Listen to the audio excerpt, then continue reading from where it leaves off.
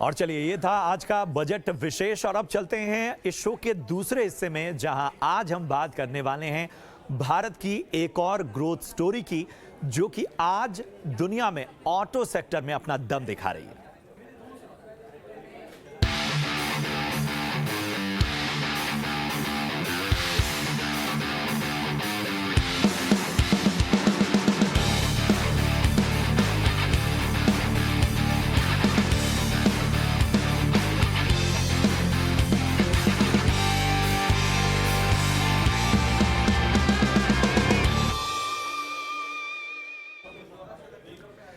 5 साल में भारत दुनिया का नंबर 1 ऑटोमोबाइल मैन्युफैक्चरिंग हब बन सकता है। ऑटो इंडस्ट्री की ग्रोथ पर यह भरोसा सड़क और परिवहन मंत्री नितिन गडकरी ने ऑटो एक्सपो में जताया।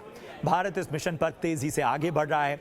जापान को पीछे छोड़ हम तीसरे नंबर पर आ चुके हैं और अब टारगेट यह है कि अमेरिका को, चीन को पीछे छोड़कर आखिर 2 पायदान का जंप भारत किस तरह से लगाएगा, क्या करना होगा। देश की इकोनॉमी को 5 ट्रिलियन इकोनॉमी बनाने में ऑटो इंडस्ट्री कैसे अहम रोल अदा करेगी, इन तमाम सवालों और संभावनाओं पर हम आज बात करेंगे। मगर सबसे पहले जानते हैं कि आखिर किस तरह के आंकड़ों के जरिए भारत बेहतर बन रहा है।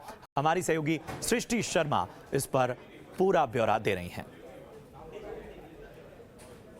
जी हाँ, अगर कारों की बिक्री की बात करें तो भारत दुनिया का तीसरा सबसे बड़ा मार्केट उभरता हुआ नजर आया है। निकाई एशिया ने हाल ही में एक रिपोर्ट लाई थी, जहां पे जापान को पीछे छोड़ते हुए भारत ने तीसरा स्थान ग्रहण किया है। इसके अलावा अगर हम देखें तो नंबर 2 पे मार्केट के लिहाज से यूएस और उसके ऊपर चाइना का मार्केट हमें देखने को मिल रहा है, जहाँ पे कारों की सबसे ज़्यादा बिक्री हम होते हुए देख रहे हैं। साल 2022 की बात करें तो भारत में लगभग 4.7 मिलियन कार्स की बिक्री हुई थी। वहीं अगर यूएस में देखें तो ये आंकड़ा 13.8 मिलियन का है और चाइना में 23.8 मिलियन कारों की हमें बिक्री होती हुई देखी थी। तो आप देख सकते हैं कि तीसरा स्थान भारत ने ज़रूर ग्रहण किया है, पर इसके अलावा जो तीसरे, दूसरे और पहले स्थान की जो कंट्रीज़ हैं उनमें गैप काफ़ी ज़्यादा है।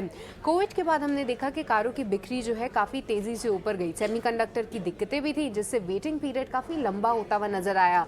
उसके बाद एकाएक सेल्स में कैचअप होते हुए देखा, पर यही नहीं, आगे चल के भी जो ग्रोथ आउटलुक है वो भी काफ़ी अच्छा बता रहे हैं। अगर इकरा की बात करें तो उनका मानना है कि 65,000 करोड़ के इन्वेस्टमेंट पूरे ऑटोमोबाइल सेक्टर के लिए आएंगे FY25 तक। और यही नहीं, अगर वित्तीय वर्ष 2023 की बात करें तो केयर एज रिसर्च का मानना है कि पूरे ऑटोमोटिव की जो सेल्स ग्रोथ है वो कहीं ना कहीं 17 से 19% तक रहनी चाहिए। तो भारत में जो ऑटो सेल्स की ग्रोथ है वो काफ़ी अच्छी तरीके से देखने को मिल रही है, जहाँ के हमने अभी जापान को पीछे छोड़ते हुए कार मार्केट और सेल्स में तीसरा सबसे बड़ा ग्रहण स्थान जो है हासिल किया है। और आगे के लिए जो ग्रोथ आउटलुक है वो भी पॉजिटिव है।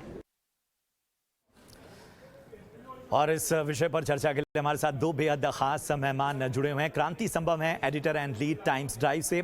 बहुत बहुत स्वागत क्रांति संभव सर आपका। इसके साथ ही विंकेश गुलाटी सर हैं, जो कि चेयरमैन है फाडा एकेडमी एंड रिसर्च से। सबसे पहले विंकेश जी, मैं आपके पास आना चाहूँगा और ईटी नाउ स्वदेश में आपका बहुत बहुत स्वागत। एक चीज़ जो ये आंकड़े बता रहे हैं वो ये कह रहे हैं कि जो एक उम्मीद, जो एक्सपेक्टेशन थी, उसको भी भारत जो है वो बीट करता हुआ नजर आ रहा है। क्योंकि एक वक्त पे कहा जाता था भारत के बारे में, जब लोग बड़े बड़े बिजनेस स्कूल में पढ़ते थे, तो जापान के ऑटो मार्केट को एक मॉडल के तौर पर रखा जाता था। कहा जाता था कि, और कई बार जब ये बात कही जाती थी कि जापान के का जो ऑटो सेक्टर है उसको भारत बीट कर सकता है या उस तक पहुंच सकता है, तो कई बार जो है इस पर बड़ा ही इसे बड़ी दूर की कौड़ी बताया जाता था। लेकिन आज जब ये आंकड़े आप देख रहे हैं, जाहिर सी बात है इस इंडस्ट्री से जुड़ा होने की वजह से किस तरह से आप देख रहे हैं ये इंडस्ट्री किस तरह से आगे बढ़ रही है? धन्यवाद मुझे इस शो में बुलाने के लिए। देखिए, गर्व की बात है और फैक्ट ये है कि अगर ये 2 साल पीछे कोविड के नहीं होते तो मुझे उम्मीद है कि हम और पहले इस पायदान पे पहुंच चुके होते। बट ठीक है, कोविड की वजह से जापान पे भी इफेक्ट आया, इंडिया पे भी इफेक्ट आया और जो फिगर्स दिख रहे हैं अब इसके आगे ग्रोथ ही होनी है। और जो प्रोडक्शन लॉस हुआ है सेमीकंडक्टर का, वो आगे हमें लग रहा है कि नहीं होगा। तो उस वजह से जो ग्रोथ है वो मोमेंटम बना रहेगा। तो देखा जाए तो एक भारत के लिए, जहां हम प्रधानमंत्री जी के स्लोगन आत्मनिर्भर भारत की तरफ चल रहे हैं और जिस तरीके से नए कार लॉन्च हो रही हैं और इलेक्ट्रिक व्हीकल्स ऐड हो रही हैं, ये एक बहुत अच्छी चीज है। और जो 4.7 के आसपास की फिगर्स आई है, कमिंग एक साल में मुझे मतलब 15-20% की ग्रोथ तो किसी भी हालत में पक्का आने वाली है। उम्मीद ज्यादा है, डिपेंडिंग की इस समय इलेक्ट्रिक व्हीकल ऑटो एक्सपो में जिस तरीके से प्रोडक्ट्स दिखाए गए हैं उसकी वजह से भी एक पॉजिटिविटी दिखती नजर आ रही है। ये एक बहुत अच्छी चीज है और उम्मीद है कि बढ़ती रहेगी। वो बात अलग है कि देखिए नंबर 1 और नंबर 2 पायदान पे जो लोग हैं उनका गैप बहुत ही ज्यादा है, उतना अचीव करना थोड़ा मुश्किल है। लेकिन अगर एक पैरेलल डाटा इसका साथ में देखा जाए कि पॉपुलेशन के हिसाब से कितनी गाड़ियां हैं, तो भारत अभी भी अगर मैं देखूं तो 5th पोजीशन पे आता है। हमारे यहाँ कुछ 3,300 कुछ गाड़ियां पर मिलियन पॉपुलेशन है। जहां तक कि अगर मैं टॉप 4 की बात करूं तो ये सब चाइना लोएस्ट है 16,600 में, यूएस का करीब 41,000 है, जापान करीब 33,000 है, जर्मनी करीब 35,000 है। तो हमारे पास वो एरिया बहुत है ग्रोथ का। लेकिन जो एग्जैक्ट वॉल्यूम की बात करें उसमें थोड़ा सा वक्त लगेगा हमें अब नंबर 3 से नंबर 2 या नंबर 1 पे आने के लिए। बिल्कुल, बिल्कुल, बिल्कुल। और क्रांति सर, मैं आपके पास आना चाहूँगा। जब हम कहते हैं कि हर सेक्टर में एक बेहतरी नज़र आनी चाहिए, तो ऑटो सेक्टर के बारे में दो चीज़ें होती हैं। एक तो ये कि हम 2018 से के बाद से जो बीच में हमें डेंट लगा 2019 में भी, या हम 2020 और फिर जब कोरोना काल में जब सेल्स के मामले में हम कहीं न कहीं हम बहुत ज़्यादा पिछड़ते हुए नज़र आए, उसमें ये जंप बहुत आश्चर्य भी पैदा करता है और ये बताता है कि बहुत चाहे पॉलिसीज़ के लिहाज से, चाहे कंज्यूमर के बीच में अवेयरनेस के लिहाज से, भारत भले लंबे वक्त से कंज्यूमर बेस उसका बेहतर रहा है, उसके बावजूद आप क्या मानते हैं, क्या वो फैक्टर हैं जो इसे ड्राइव कर रहे हैं, जो हम बार बार कर रहे हैं कि टॉप गियर में आज अगर ऑटो इंडस्ट्री है, तो उसकी क्या क्या वजह आप देखते हैं? प्रशांत इस शो में बुलाने के लिए, हिस्सा लेने के लिए, और यहाँ बहुत ही इंटरेस्टिंग वक्त के ऊपर हम लोग की बातचीत हो रही है, क्योंकि अब जो है कोरोना काल के बाद से जो एनालिसिस हो रहे थे लगातार, हम लोग बार बार आप वर्ड यूज कर रहे थे पेंट अप डिमांड, इसके अलावा जो भारत स्टेज नॉर्म में तब्दीली, इसके अलावा कोरोना के बाद जो एक योलो कल्चर आया जहाँ पे हम अपने ख्वाहिशों को या अपनी जरूरतों के बीच में जो डिफरेंस है उसको कम करते हुए नजर आए। तो इन सब को देखते हुए जो सबसे आश्चर्यजनक चीज यही देखने को मिली कि अंदाजा लगातार लगाया जा रहा था। बहुत से जो एक्सपर्ट्स थे, बहुत से मैन्युफैक्चरर्स भी थोड़े से सहमे हुए थे कि ये कहीं टेम्पररी वो उछाल तो नहीं है।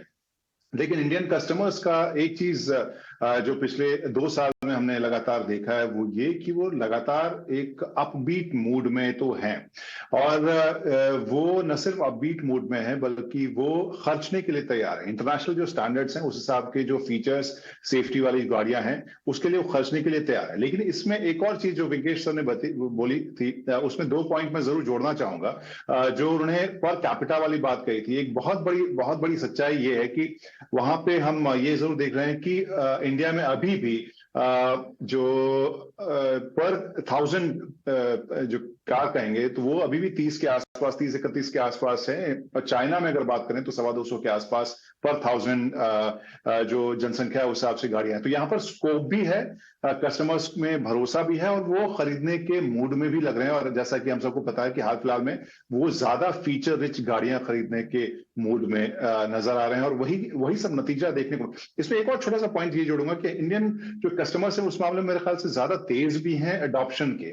जो 2020 के बाद से अचानक हमने एक और, हालांकि नंबर बहुत ज्यादा बड़ा नहीं है, लेकिन जिस तरह से इलेक्ट्रिक कारों की तरफ उनका रुझान हमने देखा, वहां साफ पता चल रहा है कि इंडियन कस्टमर्स अडॉप्ट करने के लिए भी तैयार हैं नई टेक्नोलॉजी और नए फीचर्स।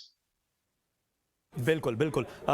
बिल्कुल विंकेश सर, एक समय कम है, एक आखिरी रिमार्क मैं आपसे लेना चाहता हूँ। आने वाले वक्त में बजट भी सामने है और ऑटो इंडस्ट्री जो है वो जब आगे की ओर देख रही है, तो किस तरह की एक्सपेक्टेशन आप रखते हैं और इसके साथ ही क्या और रिफॉर्म की आवश्यकता है अभी?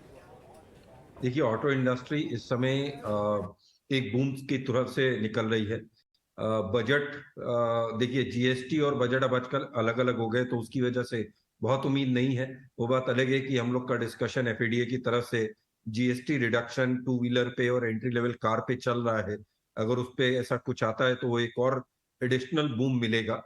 लेकिन ओवरऑल जो बजट है, बजट से इतना हमें उम्मीद जरूर है कि सेंटिमेंट्स को पॉजिटिव करेगा, सीइंग कि आगे फ्यूचर में इलेक्शंस आ रहे हैं, और कस्टमर सेंटिमेंट्स को पॉजिटिव करेगा। अगर थोड़ी सी भी परचेजिंग पावर उनके हाथ में इनकम टैक्स के पॉइंट ऑफ व्यू से या किसी और रिडक्शन ऑफ प्राइस के रूप में पहुंच पाई, तो जो हमारी ग्रोथ है वो और अच्छी बढ़ेगी। और जैसा मैं आपको पहले ही कह चुका हूं, इंडियन ऑटो इंडस्ट्री इस समय बहुत ही अच्छे लेवल पे है, और जिस तरीके के नए लॉन्चेस हैं, नई स्कीम्स और नए ओईएम्स अपने फीचर रिच गाड़ियां लॉन्च कर रहे हैं, हम ग्रोथ की तरफ ही बढ़ रहे हैं। बिल्कुल, और ये ग्रोथ जारी रहे, यही उम्मीद हम करते हैं। और ये जो रफ्तार है, भले ही हमें अभी वो दो पायदान में गैप ज़्यादा दिख रहा हो, लेकिन हम यही चाहते हैं कि ये भी जो है वो आने वाले वक्त में, जब हमने उम्मीद से पहले ये पोजीशन हासिल कर ली, तो वो पोजीशन भी शायद हम उम्मीद से पहले हासिल करेंगे। बहुत बहुत शुक्रिया करेंगे क्रांति संभव सर, इसके साथ ही विंकेश जी, आपका भी बहुत बहुत धन्यवाद इस खास चर्चा में शामिल होने के लिए। उम्मीद है आपको ये चर्चा पसंद आई हो। फिलहाल पूरी टीम को दीजिए इजाज़त, आप देखते रहिए ET Now स्वदेश। नमस्कार।